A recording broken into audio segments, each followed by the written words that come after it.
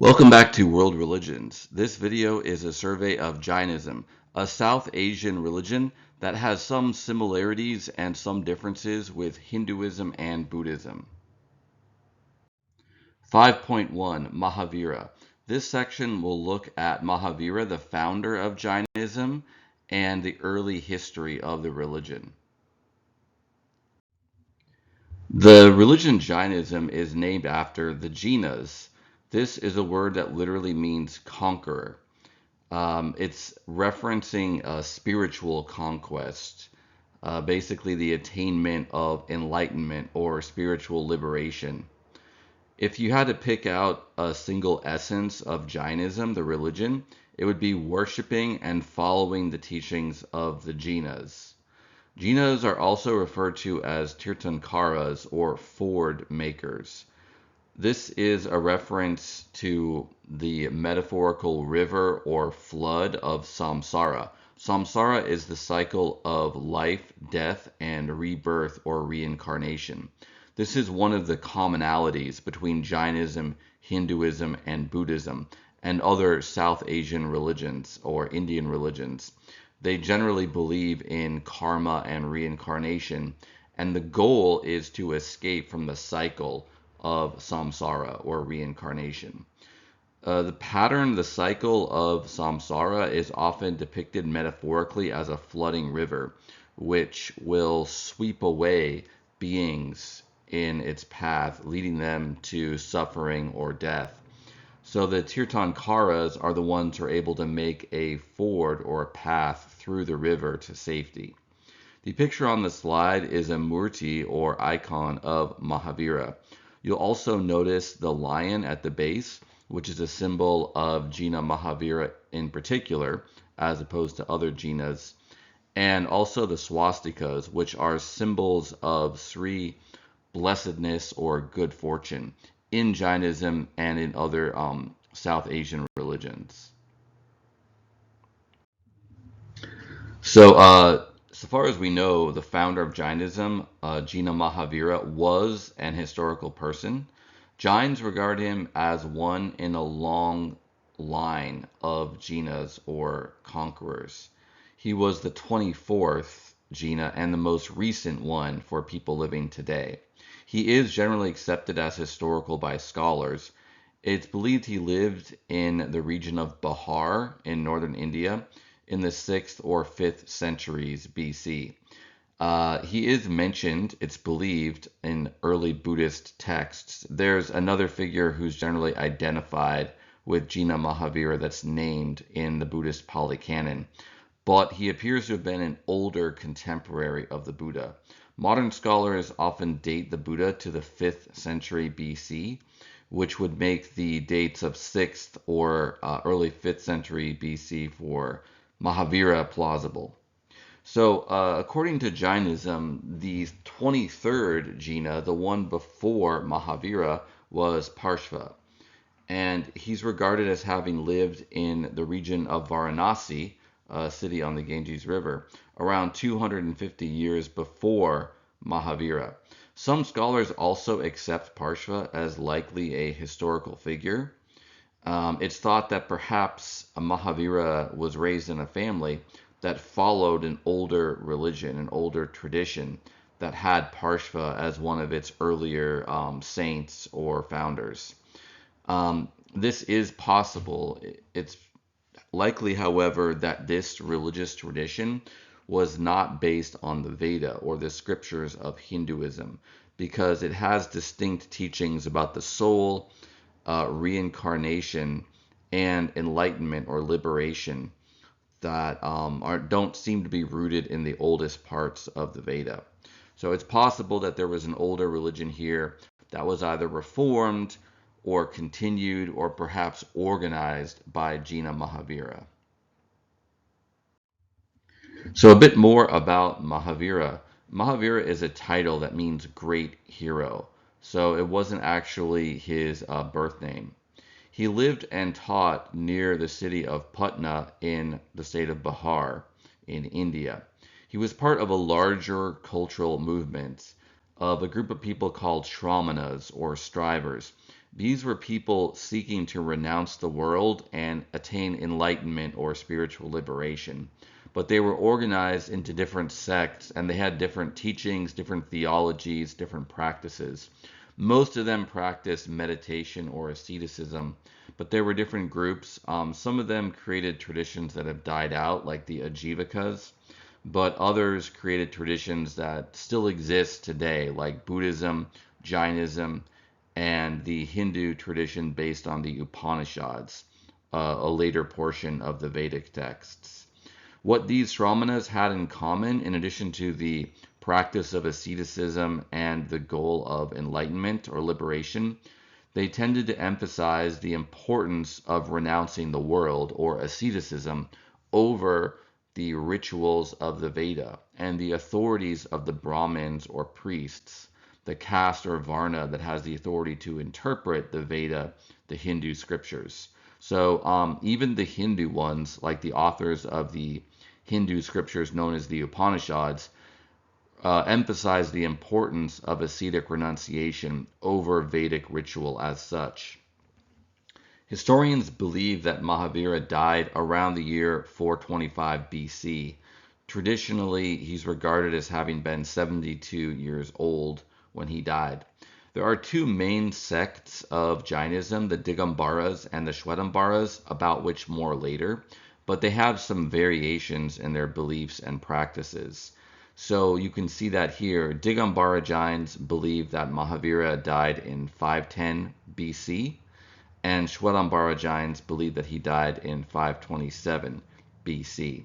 The discrepancy between both of these Jain dates and those of historians or scholars is based on the modern dating estimates of scholars that compare ancient Indian dates with those of other benchmarks in the Western dating system. Dating a lot of early Indian historical events and people is difficult.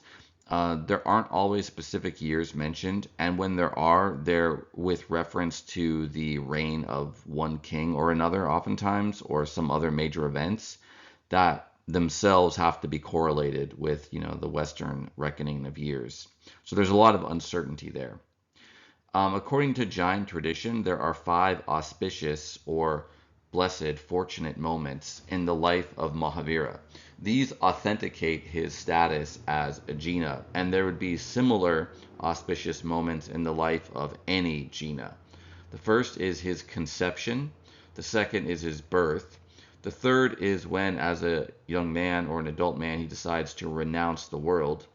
The fourth is his enlightenment, which is a way of talking about or naming in English the Jain concept of Kevala Jnana, or aloneness knowledge, when he gained basically omniscience or became all-knowing about the nature of reality. And then the fifth auspicious moment was at the death of his body, where he attained final liberation or moksha. So a bit more about the birth of Mahavira. A Jain text, a scripture known as the Kalpa Sutra, describes the birth of Mahavira. It begins with his previous incarnation. So Jains believe in the cycle of reincarnation.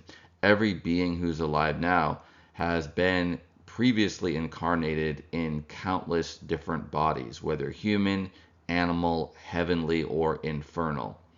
So Mahavira's previous incarnation was as a heavenly or celestial being. Jains believe in many different layers of heaven and hell. Similar overall cosmology to that of Hinduism and Buddhism, although the details do vary. So according to Jain tradition, the god Indra, who's the king of the gods or devas in Hinduism, according to the Veda, arranged for Mahavira to be transported to his mother's womb. This shows you that in Jainism, they do typically believe in the gods of the Veda.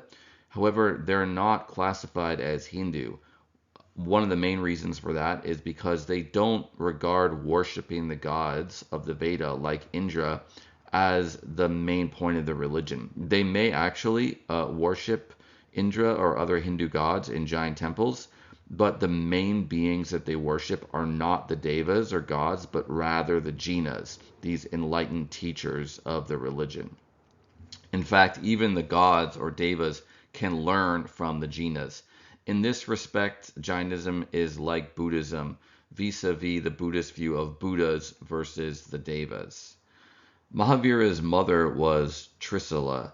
According to Jainism, jinas are always born to kshatriya or noble aristocratic women, not to Brahmins. The kshatriya varna or caste is consisting of nobles and warriors. So partly this reflects the fact that Jainism rejects the Veda ultimately and the authority of the Brahmins or priests. This is connected to the fact that they're not a Hindu sect, they're their own religion. And this may be reflected in the fact as well of the social conditions around the Shramana movement. We know that there were several prominent Shramana teachers, both Mahavira, Siddhartha Gautama, the founder of Buddhism, and also you can find examples of this from the Hindu Upanishads. Many of these teachers were not Brahmins or priests, but rather Kshatriyas. So according to the Shwetambara sect of Jainism, Mahavira was initially mistakenly taken to the womb of a Brahmin woman before being redirected to his intended mother, Trisala. And you can see this is kind of highlighting the fact that no, it would not be fitting, according to Jainism, for the Jina to be born to a Brahmin, but rather to a Kshatriya. So it's literally and symbolically like rejecting the authority of the Brahmins. So Trisala was the wife of a king named Siddhartha. This is the same given name as the founder of Buddhism, Siddhartha Gautama, but it's not the same person. Siddhartha was apparently a common ancient name for Kshatriya men. Literally, it means power, success. Siddha is power, artha is success. So it would be a common name for, like kings or other people with worldly power. Also, according to Jain tradition, there were 16 auspicious or fortunate dreams that Trisala had when she was pregnant. And these are interpreted as signs that her son would be either a great king or a great spiritual teacher. So there's a similar theme in Buddhist stories about the birth of the Buddha, although the circumstances are a bit different because the common Buddhist story is that a Brahmin astrologer or diviner examined the body of the infant Buddha after he was born and determined either he would be a great king, basically a world emperor, or a great spiritual teacher. So there's a similar idea in Jainism vis-a-vis Mahavira. According to Jains, both humans and gods rejoiced at the birth of Mahavira, and the god Indra took him to be anointed and consecrated on Mount Meru. According to Jains, as well as Hindus and Buddhists, the center of our world is a sacred cosmic mountain called Meru. It's not really one that's literally visible or on the map per se. Perhaps it was inspired by the highest peaks of the Himalayan mountains, but it's regarded to be the center of the middle world or the material cosmos. It also leads up to the heavenly realms where the gods live. So Mahavira, as I mentioned before, he was not initially given that name. It's more of a title that means great hero. Maha, great, Vira or Weera is hero. However, his birth name was Vardhamana, which means increasing. He gained the title Mahavira basically after he attained enlightenment. Mahavira was raised as a Kshatriya. So his early life would have been typical for someone born into the aristocracy, might have had some comfort, being trained presumably in the arts of war, martial arts. There are different accounts about whether he was married, depending on the sect of Jain. So Digambaras believe that Mahavira never married, i.e., that he never was a householder or not an ascetic. Shwetambara Jains, however, believe that Mahavira married a princess named Yasoda as a young man. This would have been fairly typical for a young Kshatriya male to have often a political alliance arranged marriage. And the Shwetambaras further say that Yasoda bore him a daughter before he decided to leave home, become a renunciate in order to discover the path to Kevala Jnana. And partly this difference between the Digambaras and Shwetambaras is reflected in their different views about the role of ascetics in Jainism or the relative nature of asceticism. This is seen in other aspects of their doctrines as well. So Shwetambara Jains believe that ascetics can wear clothing, but it has to be white clothing of specific types. Digambara Jains are a bit stricter with regards to that, and they think that ascetics must not wear any clothing, which indeed was the practice of Mahavira and the early Jains. So at the age of 30, Mahavira was called by the gods to realize his destiny as a Jina. This is a nice illustration of the role of the gods in Jainism, including also the examples with Indra that were mentioned on the previous slide. They do play a role, but only a supporting role. So they may help or protect or promote the teachings of the Jinas, but they themselves are not the Jinas, not the main enlightened teachers in the religion. Mahavira was then initiated by the gods as an ascetic. In other words, he was not initiated by a human. He did not join a human lineage or sect that already existed then. So he was initiated directly by the gods. He renounced all worldly possessions, including pulling the hair from his head. This is a practice still done by Jain ascetics today.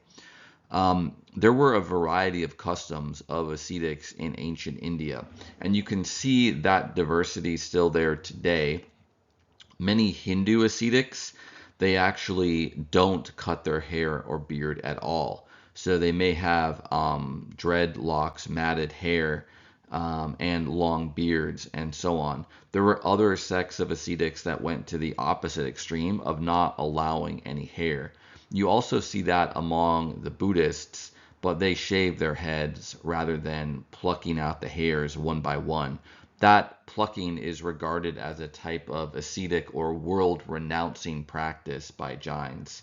Novice or beginning Jain ascetics pull their hair from their heads during their initiation ceremonies.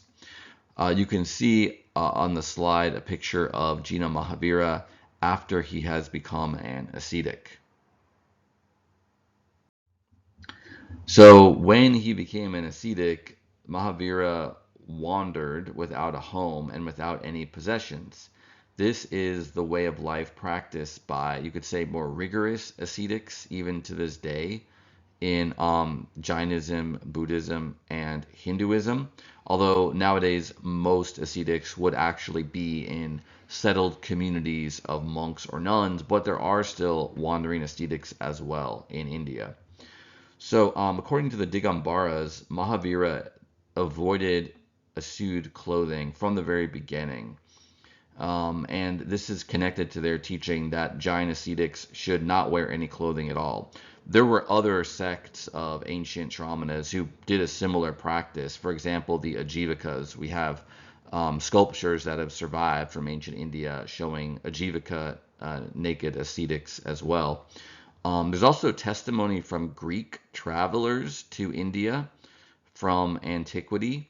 This would have been during and after the time of Alexander the Great, who reported seeing what they called gumno sophistae, or naked philosophers.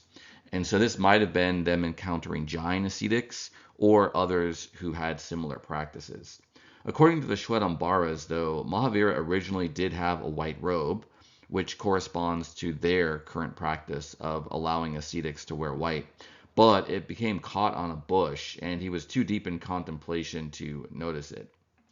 So when he's living as an ascetic, he's not working for a living. He's not living off of land or property that he owns, which he probably previously did when he was a Kshatriya. Rather, he was dependent on the charity or alms of others. This reflects a common practice in India of giving alms to ascetics, people trying to live a religious life.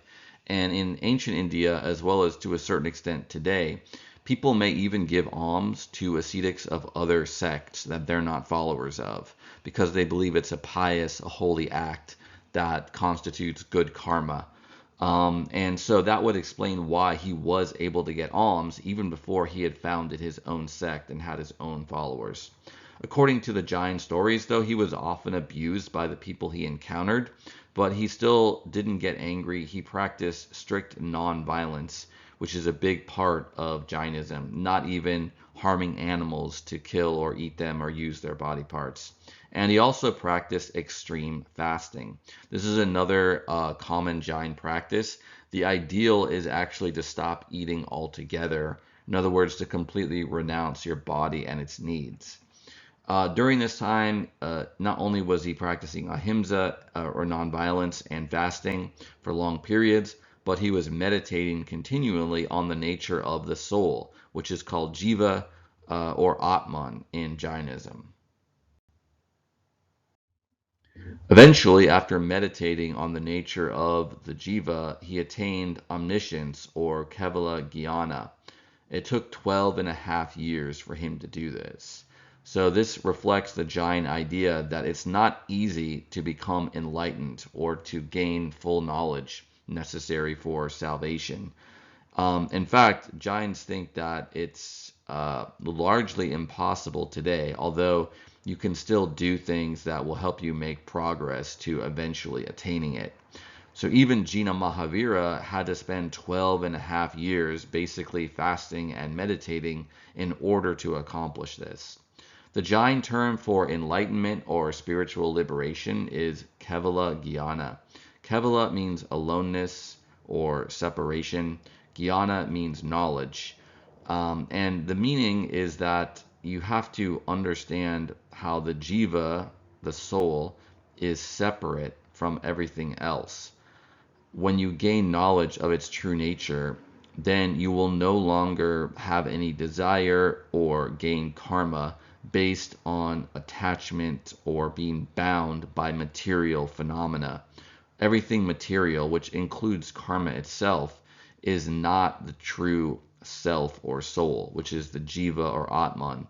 That its true nature is just knowledge, consciousness, and bliss. So Jains think of the state of enlightenment as separating what is your true self, the soul, from everything else. After he attained Kevala Jnana, he lived for many years. So he had a ministry or decades of teaching when he would often teach at the center of large assemblies, samavasaranas, of animals, humans, and gods, all beings with souls who could benefit potentially from his teachings. So according to the Jain Scriptures, Mahavira, when he taught, he would face to the east, but in order for everyone to hear him and see him, the gods created faces for him which faced all four of the cardinal directions. According to Digambara Jains, during his sermons, Mahavira's body would emit a divya devani or divine sound, which his disciples then translated for the auditors, the hearers. And this is, in my mind at least, kind of parallel to the Hindu notion of the Veda as being originally emitted by Brahman, the supreme being, as a type of sound or vibration that permeates the cosmos. Now, Jains don't believe in the divine authority of the Veda, but you could maybe argue that this is kind of a parallel concept, that the teaching of Mahavira is not just of his own invention. It is this kind of divine sound which transcends ordinary human language and thought, and can be kind of emitted as a sort of vibration. So, what follows is a summary of some of the main Jain beliefs, although, of course, we'll unpack these more as we go as well. So, every living being, including animals, plants, humans, but also heavenly beings and beings in the hells or the infernal realms, has a soul, a jiva or atman, that is trapped in samsara, the cycle of reincarnation. Samsara is regarded as a trap, and this is a common theme with Hinduism, Buddhism, and Jainism because a variety of reasons. One, there's suffering in samsara. Two, there's death and loss with each new body or incarnation. Eventually, it will come to an end. And also, three, there's just a limitation there where the soul is kind of trapped in this one material body and is kind of force fed all of these phenomena that are ultimately illusory. So, liberation is not just to get a better body in samsara, but to transcend the cycle altogether. So, the true nature of souls, according to Jainism, is omniscience or Kevala Jnana and absolute bliss or Ananda. But the souls in samsara can't see that, can't know that. And that lack of knowledge, that lack of vision is the nature of the trap, but also why they're trapped there. Souls bound in samsara are suffering because they're not aware of their true nature. And as soon as they do become fully aware of their true nature, then they are released from samsara. So you could say there's three main states of being for souls, according to Jainism. Most souls are in bandha or bondage. And bandha, these are Sanskrit terms, by the way. Same language as in the Veda or the Hindu scriptures and in some Buddhist texts as well. But bandha is related to the English word bond and band. So it means bondage or being trapped somewhere. The other state is Kevala Jnana, which could be translated as omniscience or all-knowingness. And this is the pure and simultaneous knowledge of all things. Jains believe that you can attain Kevala Jnana when you're still alive in a body. So then your body will continue to live a certain number of years, but then after the death of your body, you no longer get reincarnated. So after the death of the last body that you have in samsara, then there's the third state of being, moksha, which means liberation or freedom. So this is the state of a liberated soul after the death of its last body, and this is believed to be absolute purity and perfection. So even higher than the original Kevala Jnana, although that omniscience still continues. And then you can also say there's four main types of beings in Jainism, in addition to those trapped in samsara. But Kevalins are one beings who have attained that state of Kevala Jnana, and they can be still alive. Arhants, or worthy ones, this is actually basically a synonym for Kevalin. These are people who've attained the goal of Jainism. Now, Jinas overlap with Kevalins because they also attain Kevala Jnana, but what's the difference? They're Arhants or Kevalins who also perform the role of a cosmic religious teacher. Before Jina Mahavira came, people didn't know how to attain liberation. So he taught essentially the whole world how to do that. And each Jina fulfills that purpose.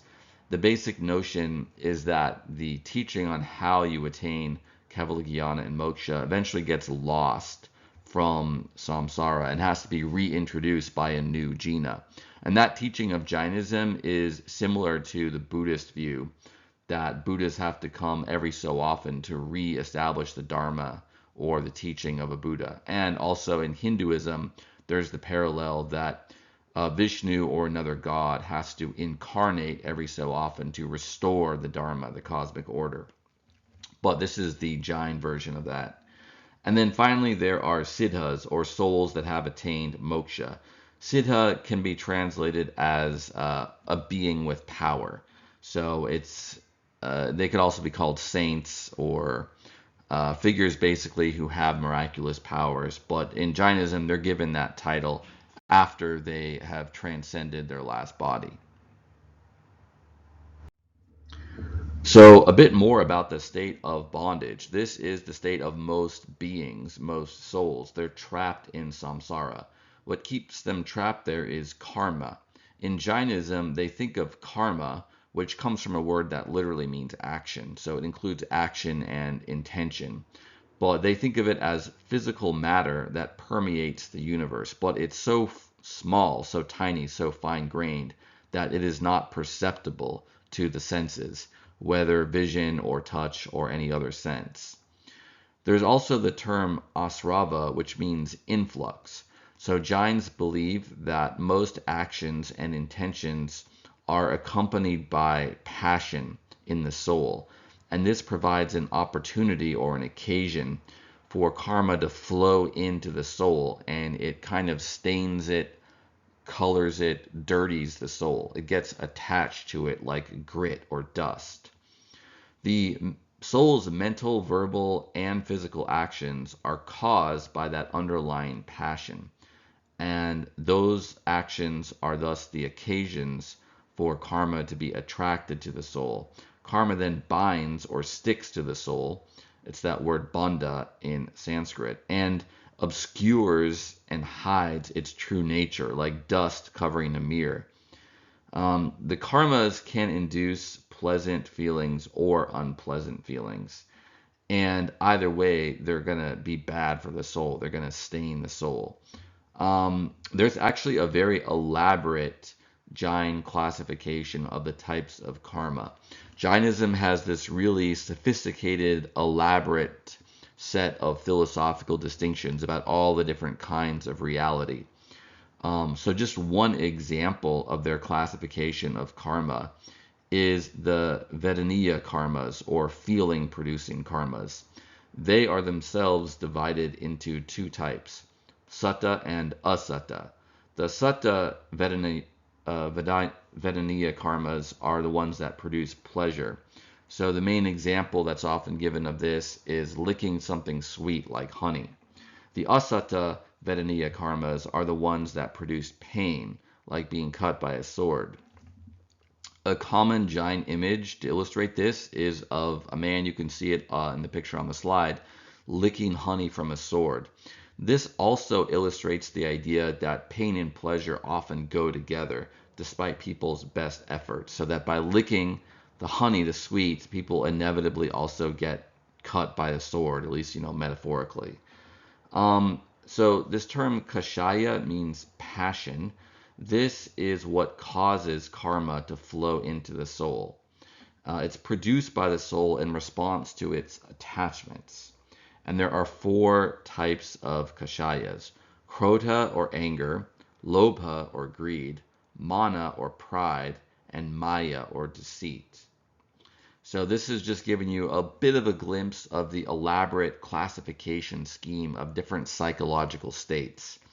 The Jains had a very sophisticated set of distinctions of mental phenomena, all based on introspection, just meditating on or observing very carefully the actions of their own minds. The effects of karma are not good. Even when it's good karma, it's not the ideal. So good karma is better than bad karma, but they both keep beings trapped in samsara. Karma will stick to the soul, and then it will develop or mature and eventually produce an effect, some mental, verbal, or physical manifestation, and the effect that it produces usually reflects its cause or origin. This can include events that happen in a current life or incarnation, but the karma stuck to the soul will also manifest in the soul's next incarnation. So the soul, after the death of one body, will be reborn as another type of living creature, whether plant, animal, human, heavenly, or hellish. The karma also tends to attract more karma, leading to a self-perpetuating cycle. And this also helps explain why so many of the souls are just trapped somewhat helplessly and ignorantly in samsara. In order to escape this, in order to achieve moksha or liberation, a soul has to remove all of its past karma, and it can purify it through like fasting and meditating and other forms of asceticism, as well as preventing any new karma from sticking. And this requires eliminating all of the passions, which is no easy feat. And that's also why it can be so difficult to actually attain liberation. Liberation is in part related to the Jain belief in free will. Because the soul does have free will, it's able to choose its actions. So it's not fated or destined to remain trapped in samsara. There were other ancient Indian sects of Shamanas, like the Ajivikas mentioned previously, who denied free will.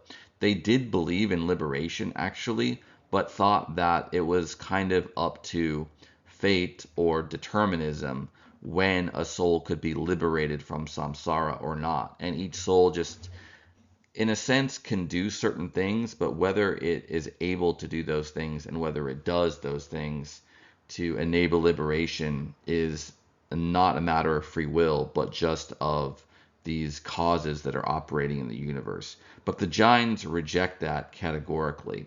They think of the soul as having this power of free will, and that's why it's always actually open for every soul to attain Kevala and moksha, even if the path is difficult.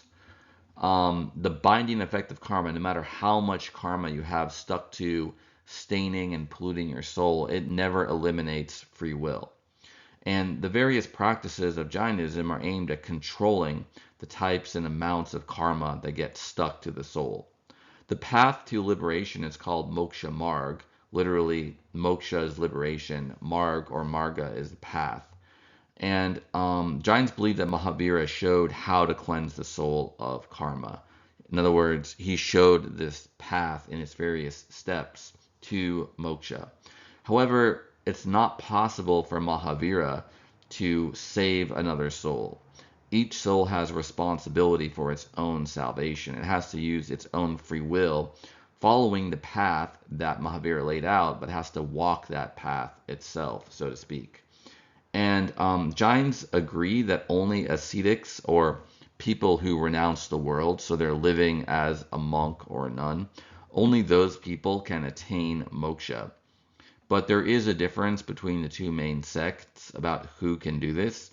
The Digambaras believe that only men can become ascetics, and thus only men can attain moksha. Someone who's a woman in this life can be attaining moksha in the next life, but they have to be reborn as a human male first.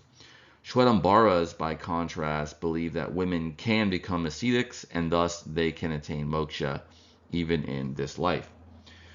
So there are 14 gunasthanas, or stages of purity, 14 steps of the path. I'm not going to go through all of these. The infographic on the right has a really nice illustration of the steps. You'll also notice there's a kind of side path called the ladder of subsidence, or Upashama Shreni.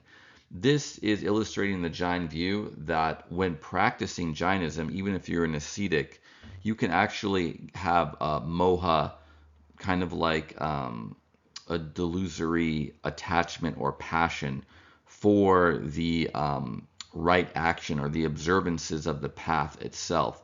In other words, if you practice the path the wrong way, it can itself lead you astray if you're too attached, to like the practices and the doctrines. But I'll highlight a few of the stages of the path. The fourth stage is called Samyak Darshana. Literally, this means right view, or you could say true or complete vision. And it's when a person has a strong personal commitment to Jainism, or they may have an experience of communion with their own soul, seeing their true nature, at least briefly. This is a stage that can be reached by lay people, people who are not living as ascetics. You can see in the first few steps of the path in the infographic, the people on each step are wearing colorful civilian, you might say, or layperson clothing. So those are the steps of the path that can be reached even before you become an ascetic. And then from the sixth stage and after, only ascetics or renunciates can attain those steps. The fifth stage is the highest stage available to lay people. It's that of anuvratas, or taking the vows of a lay person. The next stage, the sixth one, is that of the Mahavratas, or the great vows. Those are the vows of chastity, etc., that are taken by ascetics. And from then on the stairway, you can see everyone is dressed as a Digambara ascetic, a Shwetambara ascetic. They're only wearing white. The 13th stage is that of Kevala or omniscience. In this stage, all of the karma is expelled from the soul, and that's the highest stage you can attain while you still have a body in samsara. The 14th and final stage is that of moksha, and the last karma of your embodiment is exhausted. What this means is that after attaining Kevala, even though you're not creating any new karmas, there's still some karmas that have been previously attached to your soul that have to work themselves out before your body dies, and then you're completely free from samsara.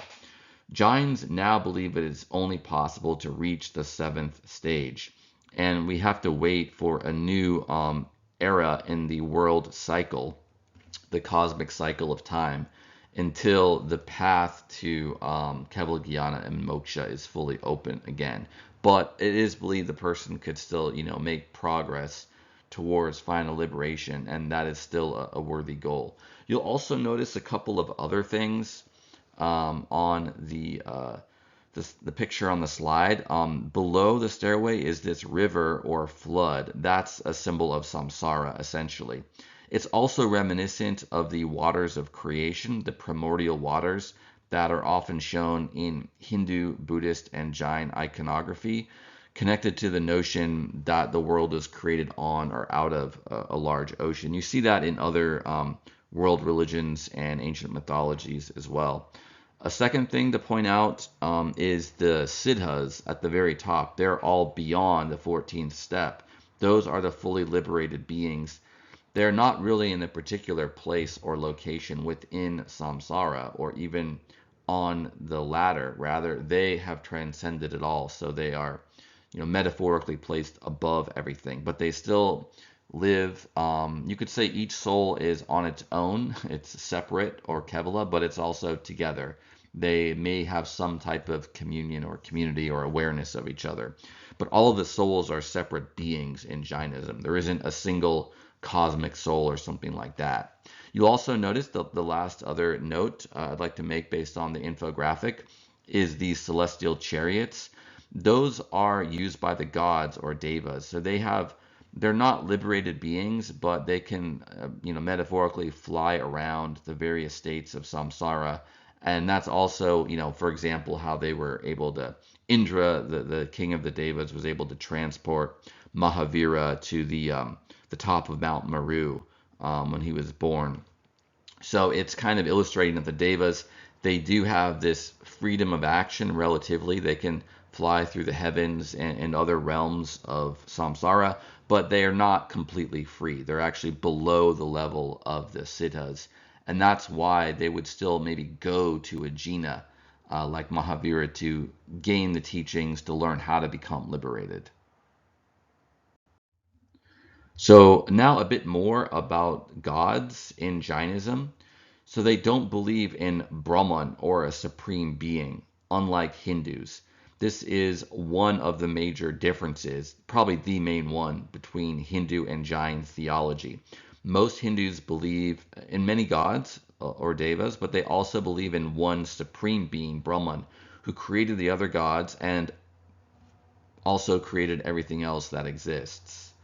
What do Jains believe in instead? Well, they believe in samsara and many souls that are trapped in samsara. They believe that every soul is immortal and can become liberated, so all souls have the same potential to become a siddha or liberated being. And Jains, even though they believe in gods and goddesses, they don't mainly worship them. They primarily worship the jinas and other liberated souls. So the devas and the devis, they can be worshipped by Jains insofar as they're protectors or supporters of the jinas. That's the main role. So an example of this is a Jain icon, a picture on the slide of Maru Devi, who is a goddess worshipped by Jains. So there's something called the Panch Namaskara mantra, a mantra or sacred chant of these 5 types of beings worthy of worship. And this is recited in most Jain rituals, and the list of the 5 beings worthy of worship is accepted by all Jains, both Digambaras and Shwetambaras. So the list is number 1, the Siddhas. These are all the liberated beings who've shed their last body. Not only the Jinas, but also those who followed the teachings of the Jinas to attain that. Number 2 is the Arhants. Those are liberated beings, but who are still embodied. So they've attained Kevala Jnana, but not final moksha. The third group of beings is the Acharyas. This is a title given to great teachers of the Jain religion. And a lot of the authoritative scriptures and texts are drawn from writings of the Acharyas. The fourth group of beings worthy of worship are ascetics, monks or nuns who are also teachers. So not all ascetics teach, public assemblies, but some do. Basically, those who have a greater seniority. And then the fifth group of beings worthy of worship is all ascetics. Even those who are not teachers or who have not attained Kevala Jnana, the fact that they've taken those strict ascetic vows still makes them worthy of worship. Jains call the soul the Jiva or the Atman. Atman means the self, Jiva means a living being. They regard the soul as immaterial, eternal, and conscious or sentient. The soul is also blissful in its true nature, but only liberated souls fully experience the intrinsic bliss that the soul has. Physical bodies cannot think or act unless they're inhabited by a soul. Only souls are conscious, according to Jainism. All living beings, even plants, have souls. There's also beings that are not normally thought of by humans as living or in that category that are in other realms of existence.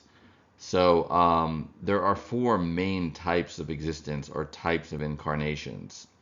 Hell beings in the infernal realm, plants and animals, humans, and celestial or heavenly beings in the heavenly realm.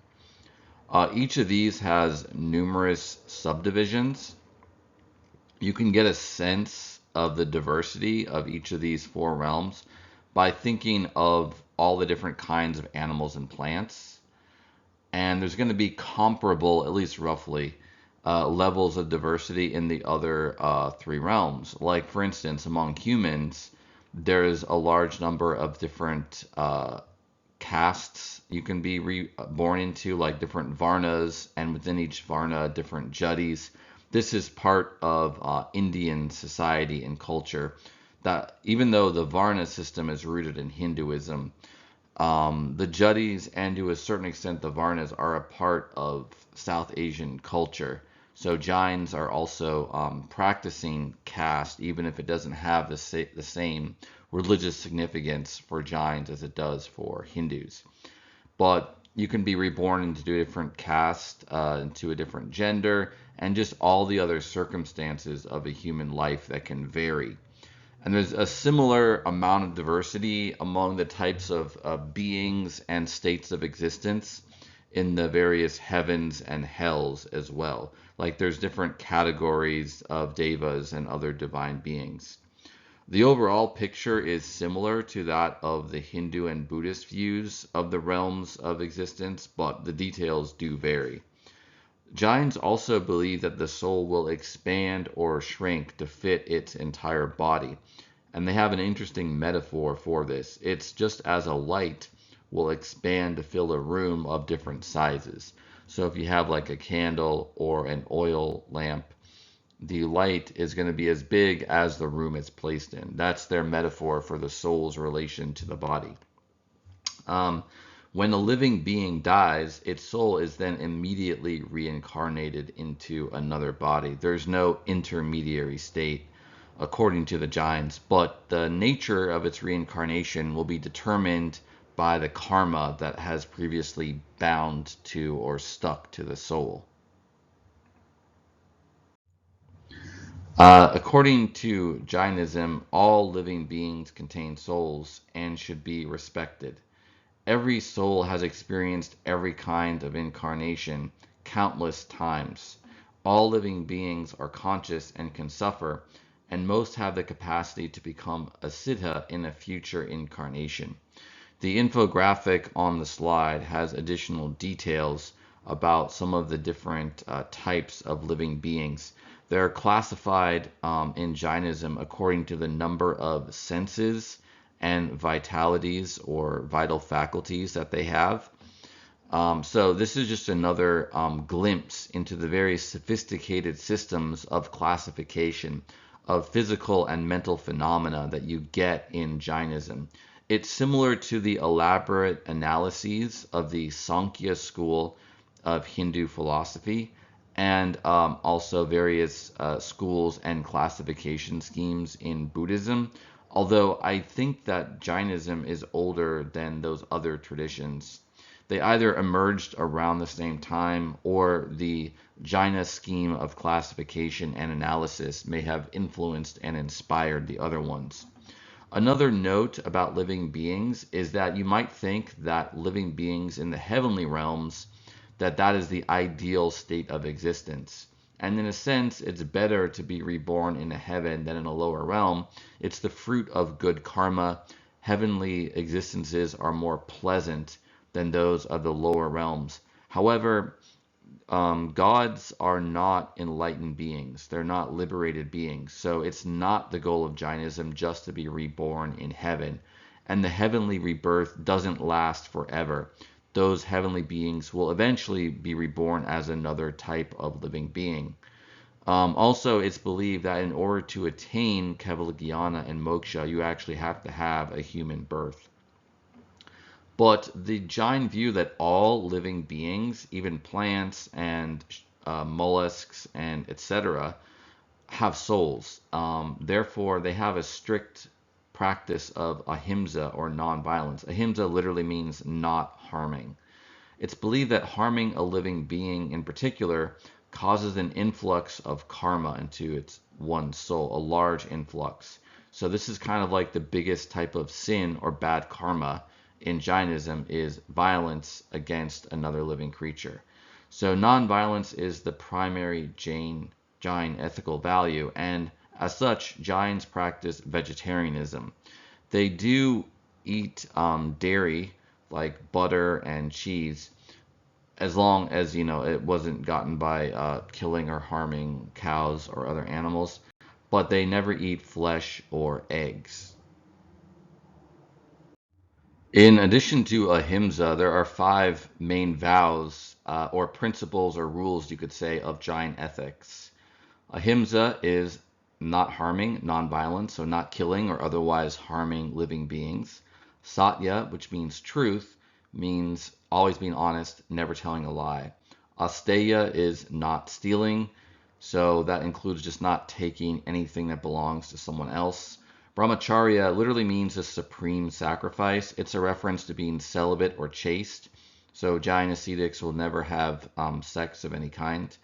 Aparigraha means not grasping. So this is one of the vows that is more of an internal psychological thing. It includes non-attachment to anything outside of the soul. So the non-violence principle includes, as mentioned, vegetarianism, not harming any living thing, including even tiny and invisible organisms. That's why some Jains will wear masks, as you can see from the picture of the ascetic on the slide, because that prevents them from inadvertently breathing in tiny organisms, including insects, but other things too that they couldn't otherwise see. And some Jains will also have a little broom, which you can see there before the feet of the ascetic on the slide, that they will use to sweep the path before them as they walk, so as to sweep away any tiny living creature which they otherwise might accidentally step on. Jain metaphysics, or theory of being and reality, is dualistic. There are two fundamental kinds of being. The first is consciousness, which includes all souls. The second is every other type of non-conscious being, which would be matter and other non-conscious things, such as space, time, motion, and non-motion. Matter can be classified based on its shape, color, taste, smell, or density. There is an elaborate classification of different kinds of matter in Jainism. The main distinction is that the fundamental building blocks of matter are permanent physical atoms that are indestructible. They are neither created nor destroyed, so they're eternal or uncreated, but they're also not destructible. That's the literal meaning of the word atom. The English word comes from Greek for not split or not cut. So these atoms in Jainism are different from the modern scientific notion of atoms, which indeed do have smaller physical parts like electrons, protons, and neutrons.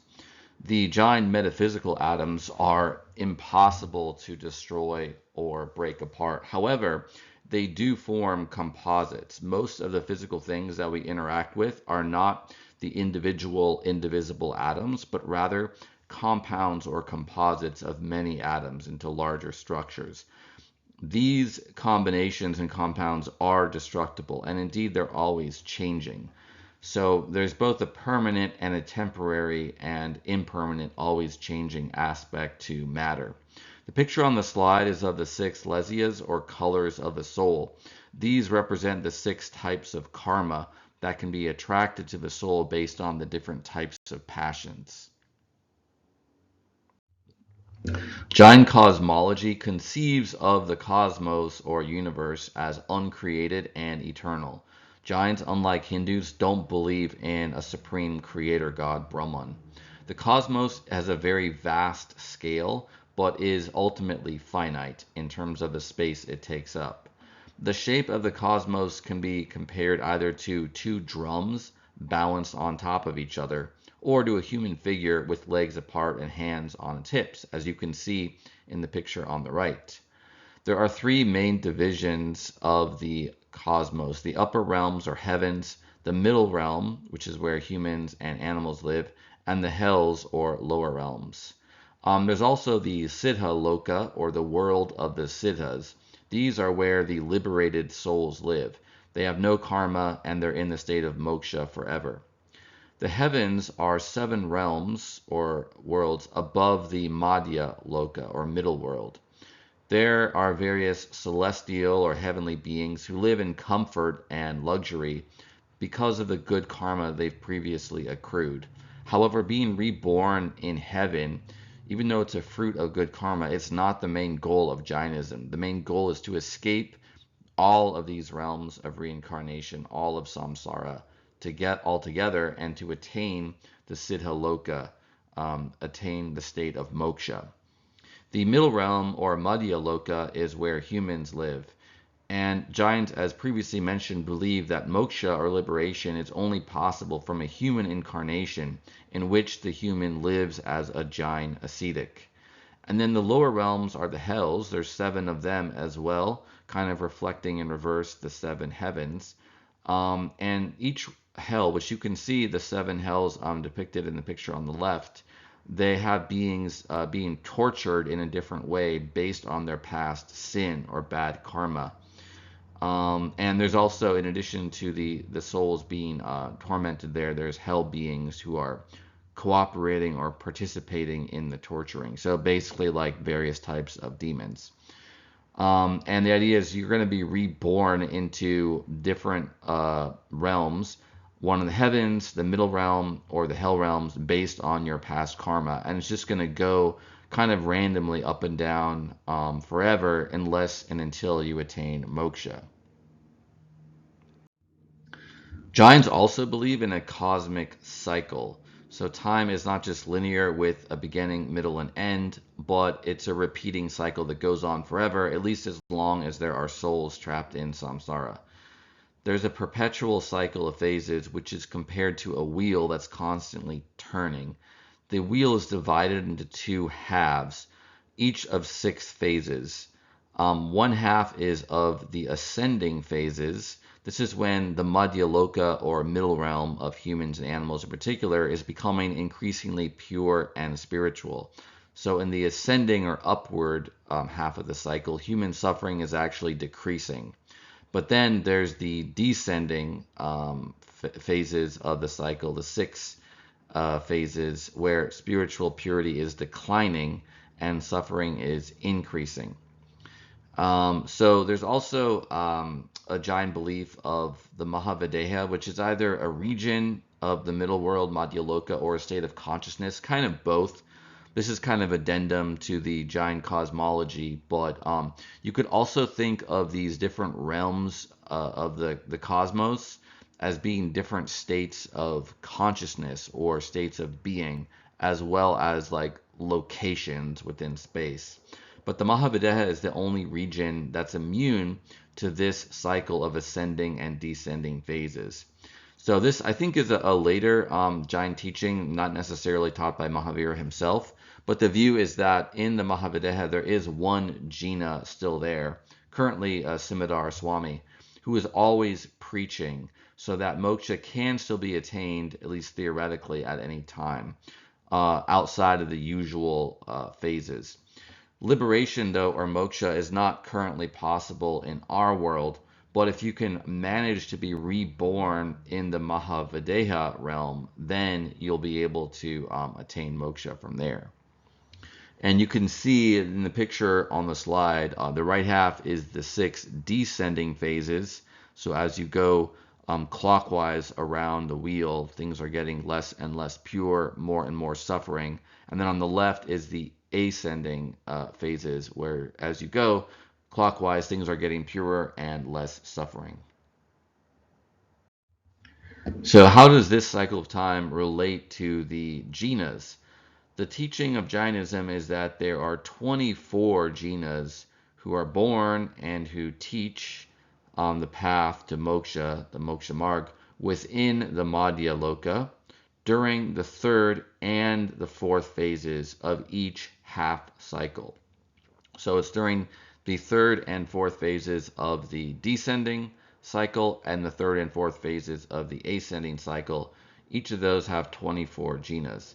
And liberation is only possible normally during the third and fourth phases of the ascending and descending half cycles. In the other phases, souls are either suffering too much to accept the possibility of liberation because they're suffering so much they're pessimistic and they can't focus or even believe in the possibility of moksha.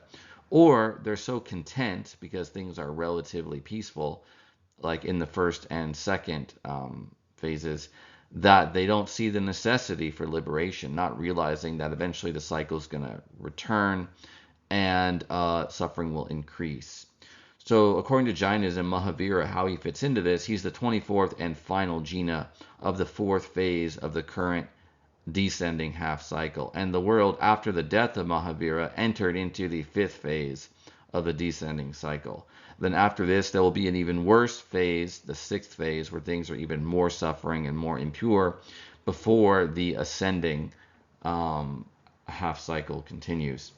The next Jina, though, is not going to be born until the third phase of the next half cycle. So a very long time. Each of these phases will last, countless thousands of years. There's also a slight difference between the Digambaras and Shwetambaras with respect to how the jinas fit into the cycle. Specifically, the Digambaras think that all the jinas are male because they have to be ascetics to be jinas, and Digambaras only think that men are allowed to be ascetics. Whereas the Shwetambaras, because women can become ascetics, it's possible for a woman to also be a jina. Indeed, they teach that the 19th jina of the last cycle was a woman named Malanat. Mahavira had 11 chief disciples, all of whom were actually Brahmins, which is kind of interesting given that Jina Mahavira was a Kshatriya, and in general, Jainism denies the authority of the Brahmin class of priests. But partly what's going on here, even this was based on actual history, is that the Jains are saying that even the Brahmins of Mahavira's generation, the ones who were wise, were able to tell that his teaching was the truth, as well as the fact that just socially speaking, Brahmins would have been more inclined to be interested in studying new religions, new teachings, because they were the ones who knew the Veda, they were the ones that knew theology and metaphysics and so on. So the first 3 of the 11 chief disciples were all Brahmins who were brothers. Indrabhuti Gautama and his two brothers Agnabhuti and Vayubhuti. They converted after Mahavira defeated them in debate. So ancient India in the 6th and 5th centuries BC, when the Shramana movement was at its height, and after that as well, I mean, even arguably up until modern times, had a lot of formalized or structured debates about theology, metaphysics, and other things related to religion and philosophy. Because there were so many rival sects and schools of thought, they would often try to challenge each other by engaging in these debates. And a lot of the Brahmins are depicted in the Jain scriptures as being somewhat proud of their status, proud of their teaching, but the brothers, the Gaudamas here, they were so convinced by Jina Mahavira that they ended up converting and becoming followers of his. And then the rest of his 11 chief disciples were also Brahmins, 8 more of them. All of these chief disciples attained enlightenment, Kevala and later had disciples of their own. According to the Jain scriptures, the original Jain community during the life of Mahavira included 36,000 nuns, 14,000 monks, 318,000 lay women, and 159,000 laymen. These are very large numbers. By the way, the existence of nuns implied that this particular reckoning is from the Shwetambaras rather than the Digambaras. Even though it's a very large number, it is historically possible just because of how densely populated the middle region of northern India was at the time along the Ganges River. And just the fact that Jainism did spread enough in order to last up until modernity. So he may have had followers in the hundreds of thousands by the time of his death, even though, we can't independently verify these numbers per se. Section 5.2, Jainism after Mahavira. So Mahavira, after he died, his disciples Indrabhuti Gautama and Sudarman took over his sect or religion. Indrabhuti Gautama, also known as Gautama Swami, it was recorded in the Jain scriptures that initially he was unable to attain Kevala, but for a very specific reason, because he was so attached to Mahavira, and he was distraught at the death of Mahavira. But it didn't take him that long to realize the error of his ways. Only a few hours later, he realized on a deeper level the truth of Mahavira's moksha or liberation, and that allowed him to attain Kevala then and there. Jains, they celebrate Dipawali or Diwali, the same festival in Hinduism, but it's the festival of lights, but they celebrate it with a different meaning or interpretation. For Jains, Diwali commemorates the occasion of Mahavira's moksha and of Indrabhuti Gautama's Kevala, which was just later on the same day. The other main follower and successor of Mahavira was Sudarman, who succeeded Mahavira as the leader of the ascetics. He also attained Kevala. He in turn was succeeded by Jambu, who also attained Kevala. After Jambu, the belief arose, this is since the early first few centuries AD, Jains typically believe it is no longer possible to attain Kevala. People who attain Kevala are supposed to be omniscient or all-knowing, and so you can imagine this would be a hard thing to demonstrate to publicly guarantee that, oh, this person, definitely had attained Kevala. They're supposed to be able to know everything, in principle, the answer to any question they might be asked. So there are these early traditions of the first few successors to Mahavira having attained Kevala, but at some point that was no longer possible. Lay people played an important role in the early history of Jainism. The religion can't exist without the support of lay people, because ascetics are dependent on them for their alms, for the charity that's given to them so they can eat and have clothing and shelter, etc. Lay Jains will practice non-violence, including vegetarianism and some of the other vows, but not celibacy. So they're allowed to have families. They're allowed to have wealth and property. A lot of Jains historically and today are merchants engaged in business. Some of them have been quite wealthy. And we know from inscriptions from the first few centuries AD that there were traders and craftsmen giving alms to Jain ascetics. By the 5th century AD, lay people also were constructing permanent halls to serve as dwellings for Jain ascetics. Before that time, it may have been the standard custom for all of the ascetics, or many of them, to be wanderers, going around from village to village or region to region, teaching the religion and getting alms from new villagers. But at some point, most of the ascetics started living in these permanent halls. So Jainism spread out from its original center to the northwest and to southern India. The original center of Jainism was in the Ganges River Valley, in the middle to lower part, so in what's now northeastern India. The religion was able to spread in part because Jain merchants, these were lay people, but who had become followers of the Jinas, they spread out to other parts of India to pursue trade. Jain ascetics also wandered to spread the religion. So, in the first few centuries, at least, many or most of the Jain ascetics wandered around, and so they're naturally going to go all around the Ganges River Valley and also even further beyond to other parts of India.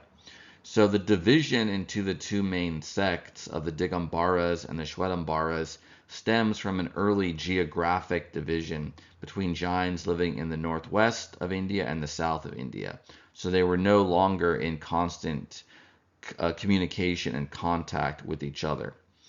Somewhat ironically, very few Jains remain in the original heartland of Jainism in the northeast. At some point, Jainism mostly died out there. The picture on the map is of the Gupta Empire from the first few centuries AD. This was after the time of Jina Mahavira, but it shows some of the main cities like Mathura that were prominent for the Jain communities as they were spreading out to the west and south. So let's first talk about the Jains who spread to the west and northwest, to what is now Delhi and Mathura and the state of Gujarat. So Mathura in particular was an important Jain center from around 100 BC to 100 AD. That's where a lot of the Jain merchants were, for example. In the 4th century AD, some Jains traveled further west to Vallabhi, another city, and due to pressure from the Gupta Empire and trade opportunities, that was why they traveled there. The Shwetambara sect was native to some of these regions, what's now Gujarat, Rajasthan, and the Punjab in northwestern and western India.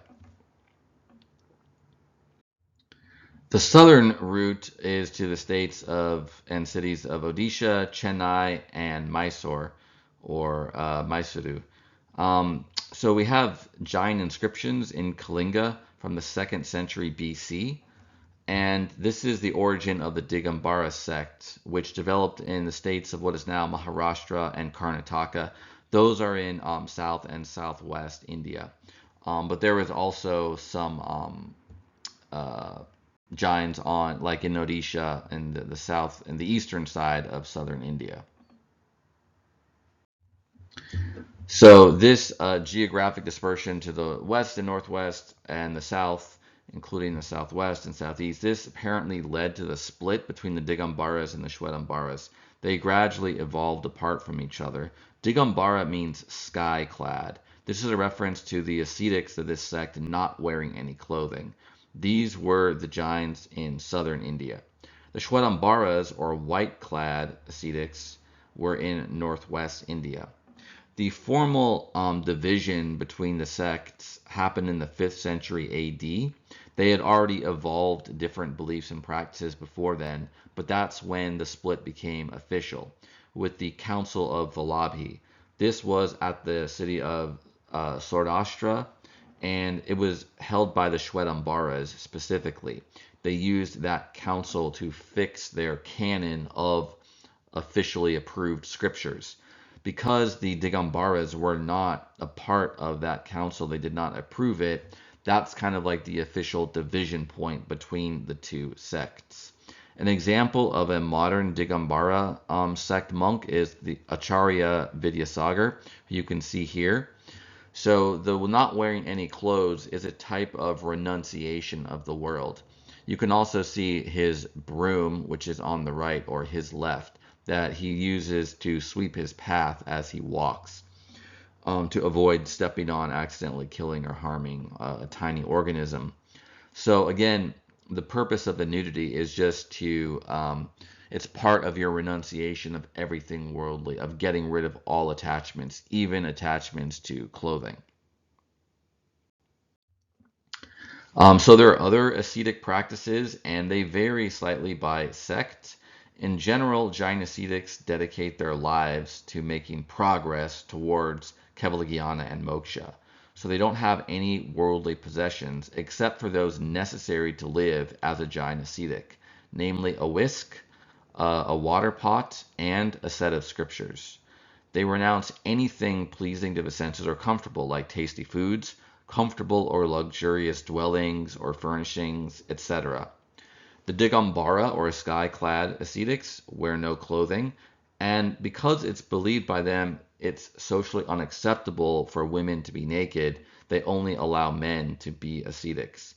The Shwetambara, or white-clad Jains, their ascetics wear seamless white robes.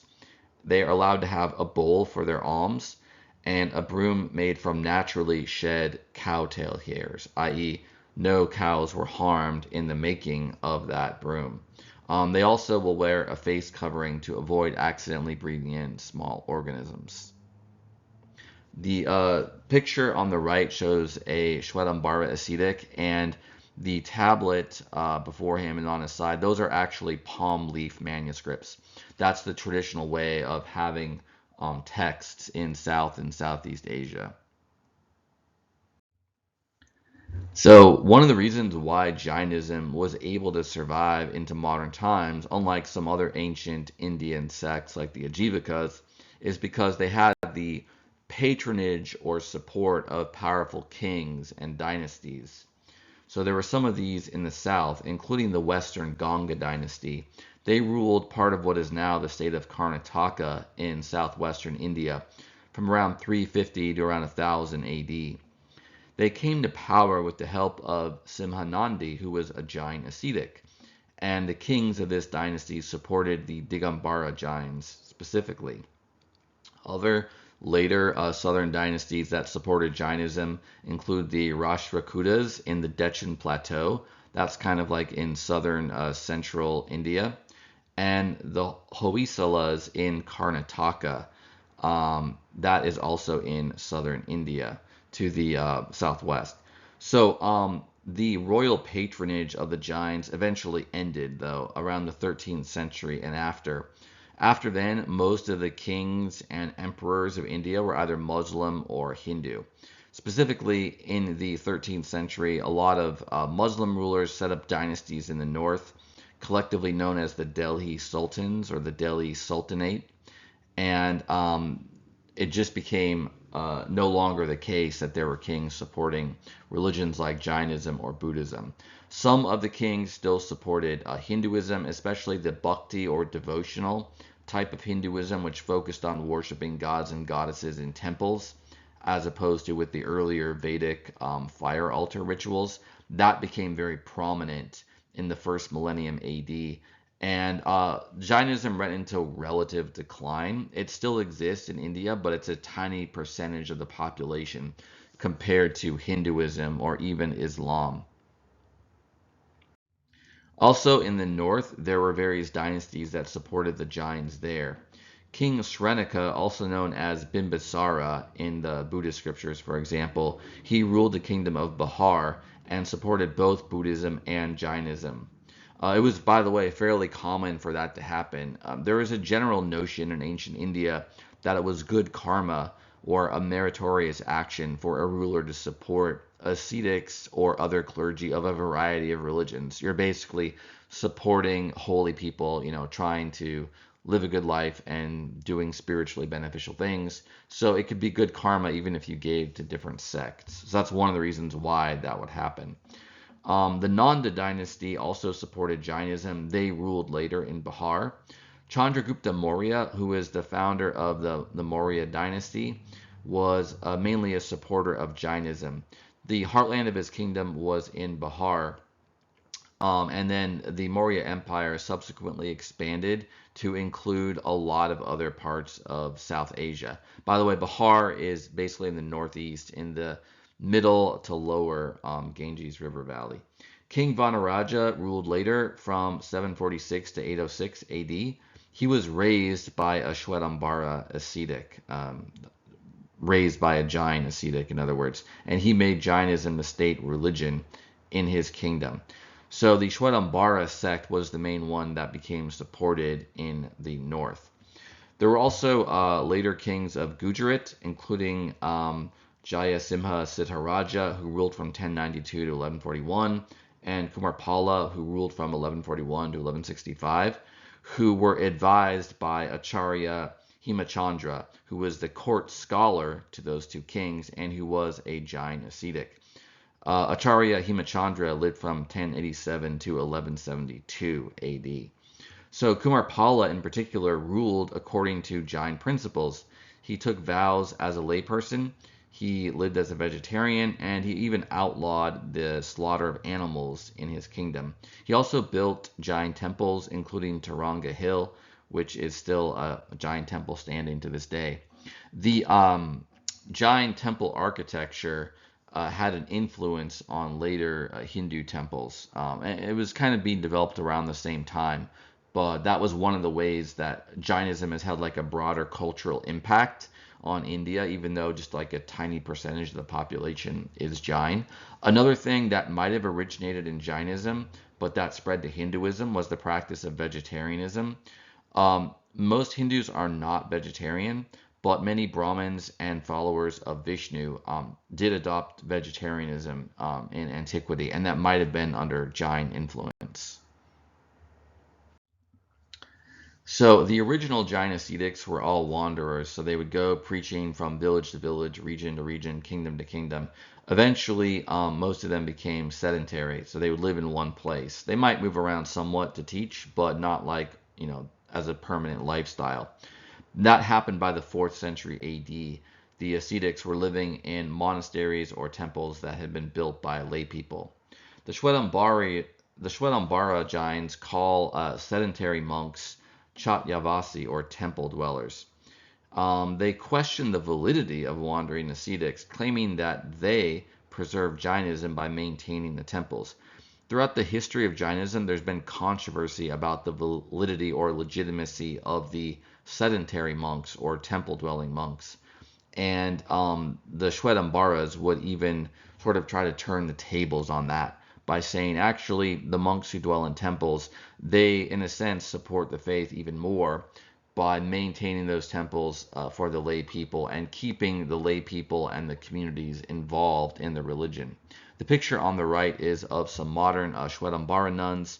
They're all wearing the clothing of ascetics, similar to those of men, and being all white and seamless garments. There also were later reforms to Jainism. This happened going back, centuries ago. It's not just a modern phenomena.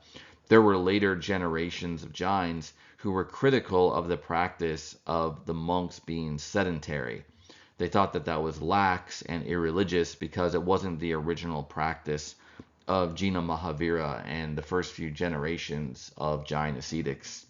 So, for example, Jineswara Suri, who lived in the 11th century, was an ascetic who led a reform, and according to tradition, he defeated in debate a temple-dwelling ascetic in the year 1024 in the city of Patan in Gujarat.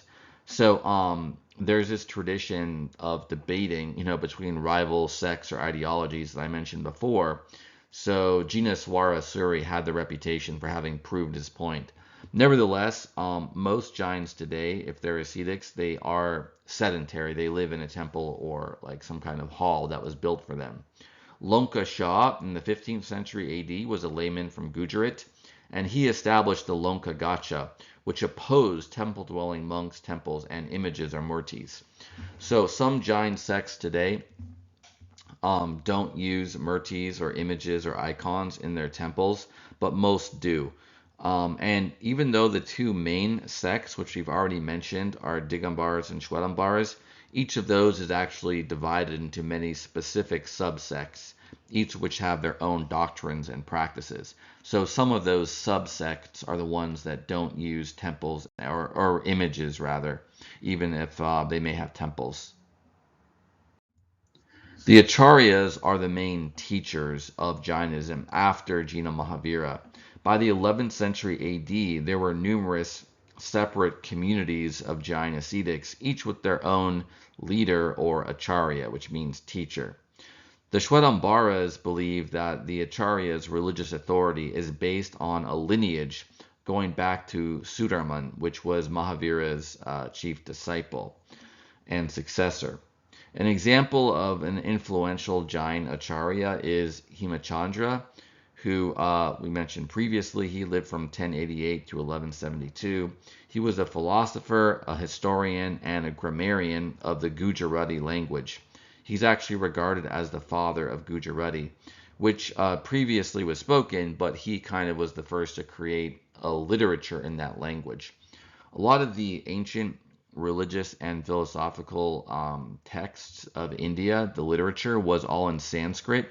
Sanskrit was the language of the Veda, and it was used by Brahmins and other scholars and writers even after it ceased to be spoken in daily life, similar to how Latin was used by scholars in Europe even after it was no longer spoken after the end of the Roman Empire.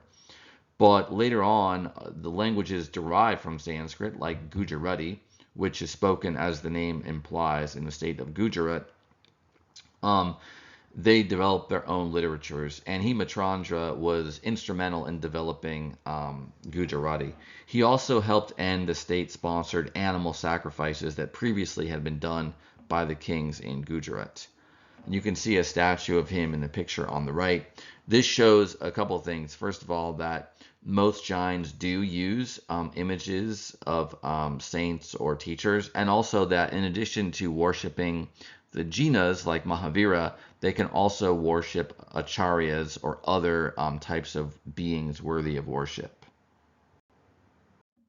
There's also a category of non-ascetic Jain clergy called Bhattarikas, or venerable ones. So unlike most Jain clergy, they don't take ascetic vows. So for example, they can have or manage property. And their function is to manage the temples, including temple rituals, manage the living arrangements of ascetics who live at the temples, manage giving vows to lay people, manage the libraries and religious education of temples. They also represent Jain communities in their relations with other religions and secular authorities. Historically, they negotiated political protection for Jains who were living in kingdoms with Hindu or Muslim rulers, and they helped promote Jainism through education and publications. They've actually declined in modern times. Nowadays, many Jains came to regard the Bhattarikas as not legitimate because of their lack of ascetic vows. They were a type of clergy that evolved, you might say, for pragmatic reasons to help manage the temples where the ascetics started living, and that became the kind of focus of lay worship. Most of the traditional 36 seats of the Bhattarikas are now vacant or obsolete, but there are still some left. For example, the picture on the slide is of the Bhattarika Laxmisena, who governs the Mel Sitamur Jain Mat in Tamil Nadu, India. Tamil Nadu is a state in the southeastern part of India. Section 5.3, Scriptures. The status of the Jain scriptures is somewhat complicated. Jains do have some ancient scriptures, but a lot of their texts are not as old as the religion itself. Other later texts include the lives of saints, the teachings of later Jain saints and acharyas, and the lives of modern saints. The ancient scriptures are the agamas, and unfortunately they've been mostly lost. This probably has something to do with the somewhat chaotic early history of Jainism, where it spread to the northwest and to the south, but died out in the original homeland in the Ganges River Valley. So there was a kind of unstable transmission of some of the teachings because initially, like the scriptures of other religions from India, like Hinduism and Buddhism, the agamas were transmitted orally for many centuries. Whenever there would be a disruption in the communities of Jain ascetics, there could be a rupture or a break in that orderly oral transmission. The earliest texts from the Jain canon were written in a language called Arda Magadhi. This was a language derived from Sanskrit. It's considered a Prakrit, or kind of like a dialect of Sanskrit that would vary in different regions of India. This is somewhat comparable to Pali, which is the name of the formal version of the language of the Buddhist scriptures, the oldest form of it. Pali, like Arda Magadhi, was a Prakrit derived from Sanskrit. So this would have been similar to the language actually spoken by Jina Mahavira and his followers. However, later Jain texts were often written in Sanskrit.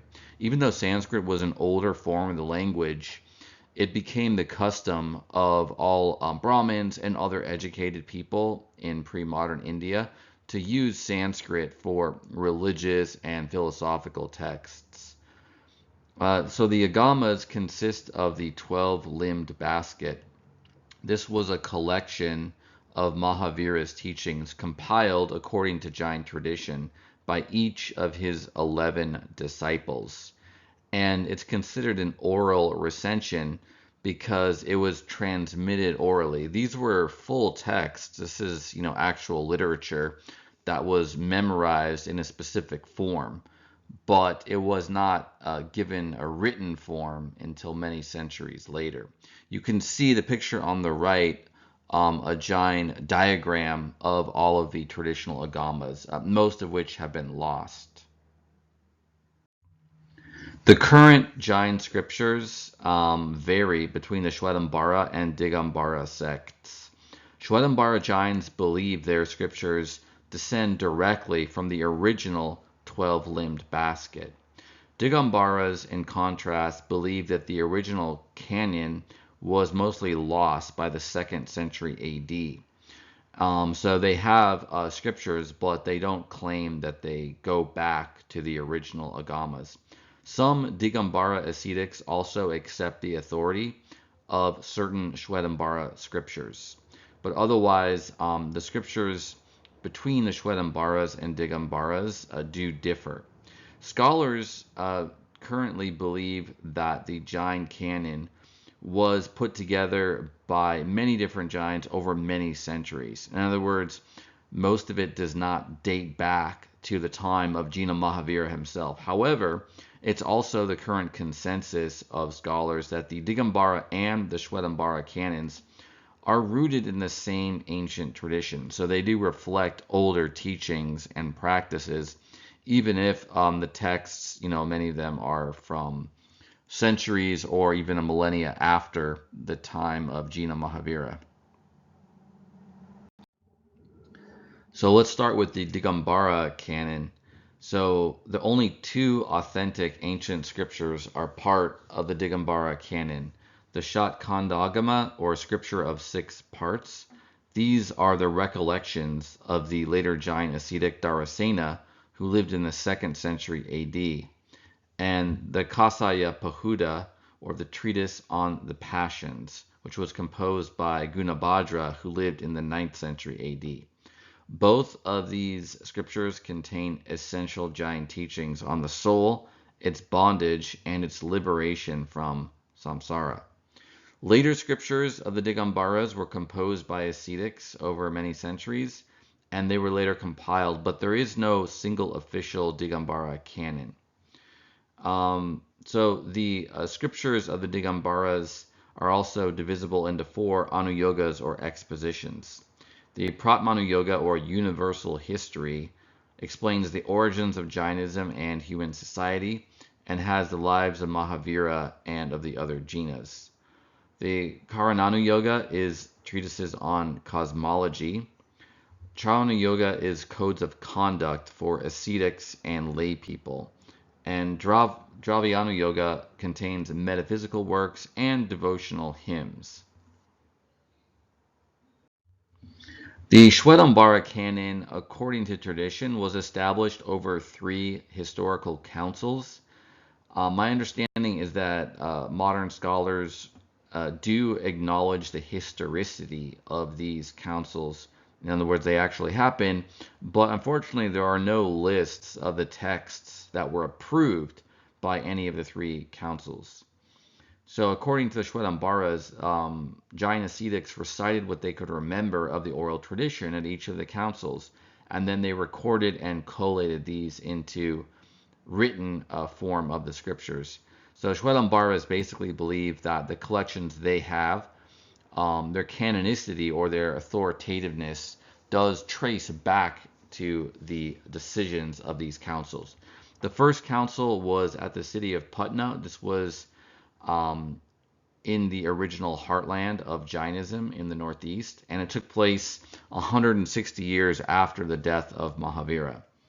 The second council was at Mathura in the north and Vallabhi, which was further to the northwest. And this council took place 827 years after the death of Mahavira. So this is somewhat unusual because the council took place at two different cities, and each city had a different version of the canonical texts.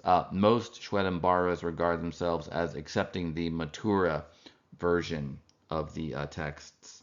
And then the third Shwetambara council was at Vallabhi, somewhere between 400 and 450 AD. And this was when the Shwetambara canon was closed officially. So the Shwetambaras have three main groups of their canonical scriptures. The first is the Purva. This is actually the lost scriptures. Digambara and Shwetambara both accept these as canonical, but at some point in the history of Jainism, they cease to be transmitted successfully, so they're lost. The 12 angas or limbs, all of these remain except the 12th of the texts, so those are all part of the Shwetambara canon. And the third main group of scriptures are various subsidiary texts authored by later ascetics, i.e., not by Mahavira or his first generation of disciples. Not all Shwetambaras accept all of these texts as authoritative. An important example is that the Stanaksvasi and the Terapanti Jains reject scriptures that advocate the worship of images or icons, which some of the later ones did. It appears that the original Jain teaching and practice was not to have temple-based worship and not to have murtis or idols of of jinas or gods in their temples, but that at some point they did develop temple building and worshiping images. This was presumably around the same time that such practices entered into Buddhism and Hinduism. This would have been the first couple of centuries BC. And so probably just from the general larger cultural influence, it's why these practices entered into Jainism. Now, a lot of the Jain scriptures were authored well after the beginning of temple building and worshiping of images in Indian religion. So it would make sense that some of those Jain scriptures would advocate the worship of images. But there are a few aniconic or non-idol or image using Jain sects, and those reject those scriptures. The Jain scriptures, one of the interesting doctrines is the Tattvarta Sutra. It's named after Tattvarta, which means that which is. So sutra means like a discourse or a treatise, literally a thread on a given theme. And this is a later Sanskrit text, but it's accepted as canonical by both Digambaras and Shwetambaras. It contains a very elaborate analysis of all the kinds of existence.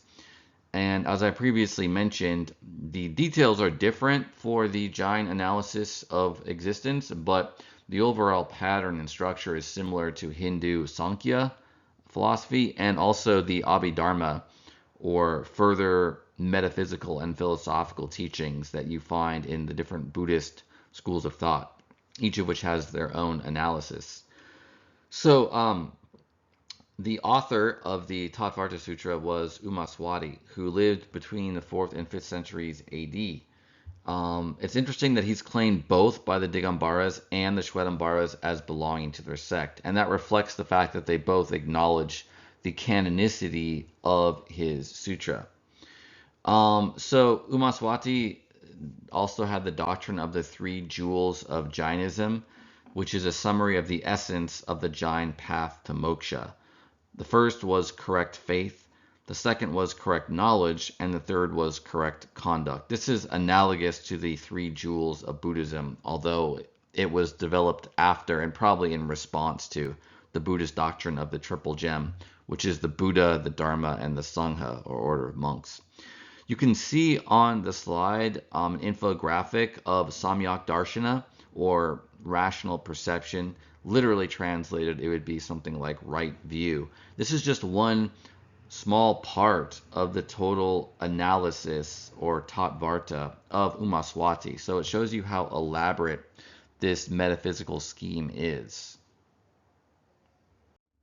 Traditionally, only the Jain ascetics would study the scriptures. It was believed that studying the scriptures without an ascetic discipline could be dangerous due to misinterpretation, for example. The lay people of Jainism would usually encounter the scriptures in lectures by ascetics and in their liturgy. But many devotional texts of Jainism, that is, texts that were meant to be used for temple-based worship, were written by lay people in their vernacular languages. So even before modern times, lay people were involved in creating and compiling some of the later scriptures. Today, many Jain lay people actually study modern printed editions of at least some of the Jain scriptures. However, some scriptures are still only studied customarily by ascetics. The picture on the slide is from a traditional palm leaf manuscript from the Kalpa Sutra. This sutra has the lives of Mahavira and other jinas. The image on this particular page of the manuscript shows the moksha or nirvana of Jina Mahavira. Section 5.4, Jain Practices. All Jains practice veneration of ascetics. The Panch Namaskara mantra honors all ascetics from novices, novice monks, to siddhas or liberated beings. Ascetics are more advanced on the moksha marg, the path to liberation, than lay people. Lay people will venerate ascetics of all kinds. Ascetics themselves, like living monks or nuns, will generally venerate other ascetics that are their seniors or superiors. The Guru Vardhan is the rite of veneration of ascetics. It consists of bowing twice to the ground, reciting a prayer of veneration, after which the ascetic being honored may offer a blessing. Devout Jains will practice Guru Vardhan every day, and some Jains will venerate a particular ascetic as their personal guru or spiritual teacher. Veneration of the jinas is the common type of Jain puja or worship. The jinas are beings who attained moksha, but also who taught the moksha marg to their time and everyone in their world, basically. So most Jains worship images or murtis made of marble or metal, such as bronze. Different jinas are generally depicted in a stereotyped fashion, i.e. with the same physical features, and in a meditating posture, albeit they could be sitting or standing. However, the individual jina being depicted will be indicated at the base of the image by a symbol, such as the lion, which stands for Mahavira, and a cobra with a hood canopy, who stands for Parshvana. The Digambara Jains will use plain, naked figures, whereas the Shwetambaras will have icons dressed in regal clothes and jewels. There are also some sects of Jains that are aniconic, that is, they don't use images or murtis, because they believe the practice was not approved by the Jinas. Shwetambara aniconic sects include the Terapantis and the Stanakvasis. Among the Digambaras, the Taranapanti sect is aniconic. So these Jains worship instead the teachings of the Jinas through chanting, meditation, and studying scriptures, the latter being done in special halls near the dwelling places of their ascetics. Temple-based worship is in ornately decorated temples that will have a central murti or icon as their focal point. Large temples can also have murtis of other jinas and of gods. Most temple puja is non-congregational, i.e., individual or small groups, not a large body of lay people at one time. Main exceptions being festivals and other similar occasions. Darshan means viewing or sighting, and it can include gazing upon the murti, the consecrated image of a jina, with devotion and humility. Arti is giving a light as an offering. This is usually in the evening, and it consists in the Jain religion of 5 small candles placed on a tray, as you can see in the picture on the slide. The tray will then be waved clockwise in circles before the murti or image of the jina, all while singing devotional hymns. There's also the puja of 8 substances, which is a ritual with 8 main parts that can be used to honor the murti of a jina. So we're going to go through the 8 parts of the puja of 8 substances. It's usually performed in the morning, but after bathing. The first part is the worshiper will enter a temple and bow before the murti of the jina, and they will say nishi, which means abandonment. Basically, that's referring to abandoning all passion, abandoning the cause of karma, and thus creating the basis for enlightenment and liberation. The second part is involving the worshiper circumambulating or walking around in a circle the murti, the image of the jina, 3 times clockwise. This is an ancient custom, and you can see it also in Buddhism, for example. It's an ancient Indian custom. The third part of the puja of 8 substances is different for Shwetambaras and Digambaras. For the Shwetambaras, they will anoint the murti with milk mixed with water. They will recite prayers and apply camphor, scented paste, and sandalwood to 9 parts of the murti, with the 3rd finger of the right hand. In order, the 9 parts are the left and right big toes, the right and left knees, the right and left wrists, the right and left shoulders, the crown, the forehead, the throat, the chest, and the navel. Digambaras will not touch the murti, again, that's the icon or the image, during the 3rd part of this puja, but rather they will sit before it and pour water while reciting prayers. The 4th part of the puja has the worshipper placing a fresh flower by the murti and wafting incense in a circle and then a camphor lamp. The 5th part of the puja of 8 substances has the worshipper performing a joyous dance before the murti and waving a yak tail fan.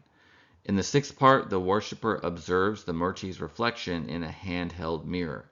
In the 7th part, the worshipper places a handful of dry rice on a plate formed in the shape of a swastika, as you can see in the picture on the right.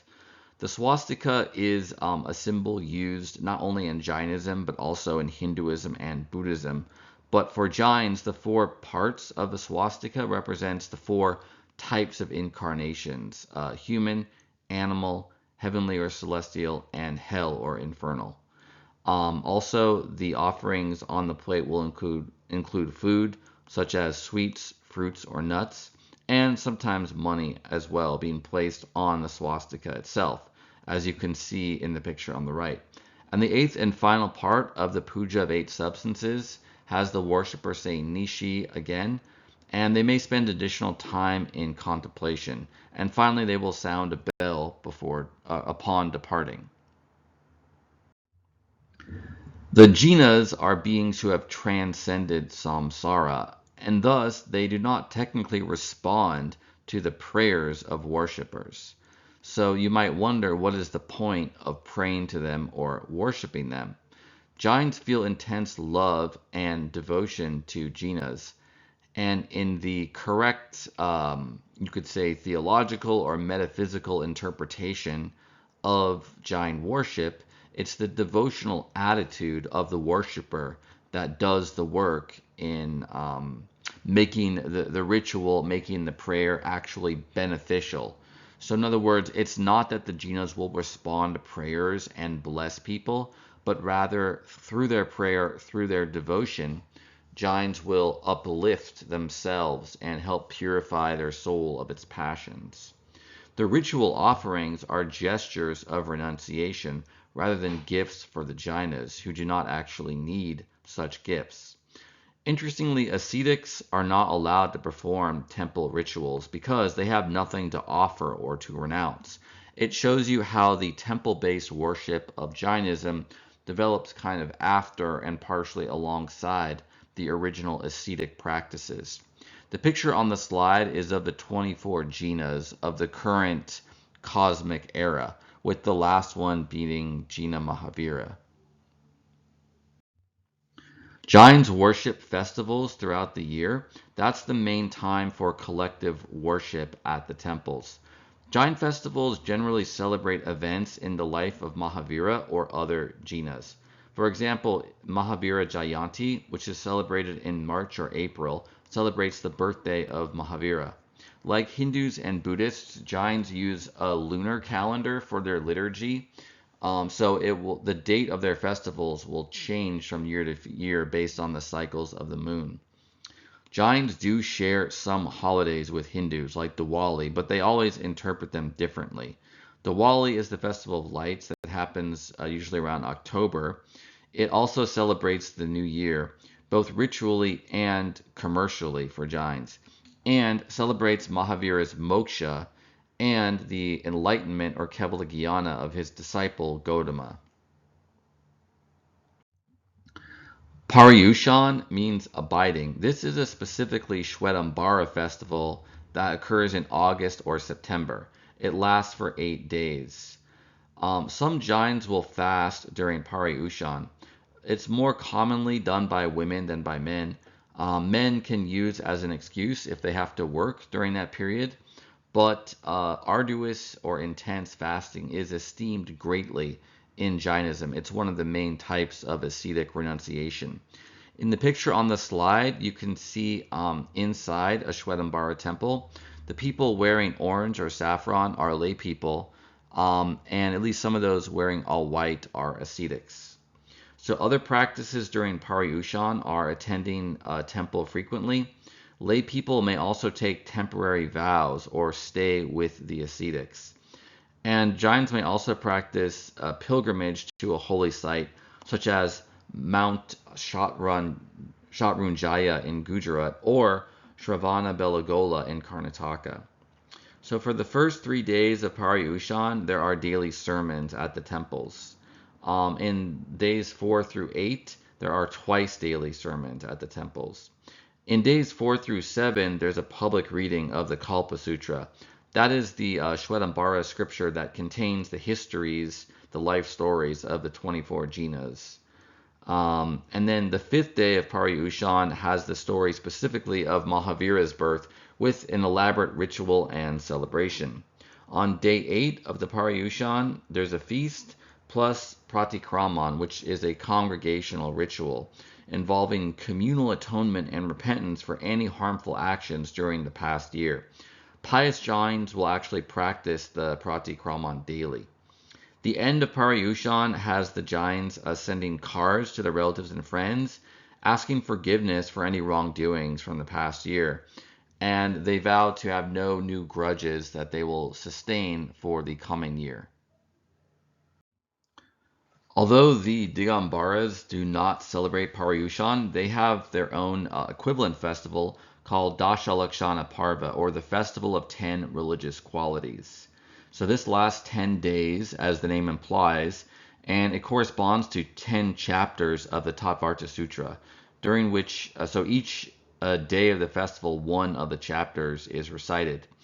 Lay people take a more active role in the various ceremonies of the Dashalakshana Parva, and this is because among Digambaras there are relatively fewer ascetics than among Shwetambaras.